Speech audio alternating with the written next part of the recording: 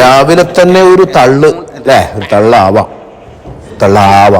അപ്പം ഈ പുട്ടെന്ന് പറഞ്ഞില്ലേ, നമ്മൾക്ക് വളരെ ഇൻസ്പിറേഷൻ നൽകുന്ന ഒരു ഒരു സാധനമാണ് പുട്ട്.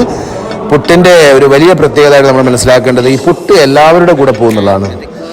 ബീഫ് കറി, ചിക്കൻ കറി, പഴം, പപ്പടം, ഇനി കുറച്ച് പഞ്ചസാര ഉണ്ടെങ്കിൽ അതും കൂടി നമുക്ക് എന്ത് ചെയ്യാം, പുട്ട് കഴിക്കാൻ പറ്റുന്നുള്ളതാണ് ഒരു സത്യം.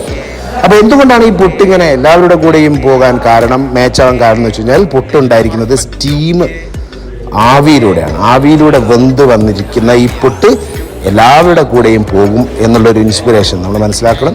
തീയിൽ ഉണ്ടാക്കിയിട്ടുള്ള പൊറാട്ടയോ പൂരിയോ ചപ്പാത്തിയോ ഇഡ്ഡലിയോ ദോശയോ പോലെയല്ല, ആവിയിലുണ്ടായിരിക്കുന്ന പുട്ട് എല്ലാത്തിൻ്റെ കൂടെയും പോകും.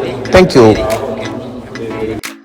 4 മണിക്ക് ഒരു ചായ, ഒരു വട, ഒരു കാട, ഉച്ചക്ക് ആംപ്ലേറ്റ്, ചോറ്, പെരി.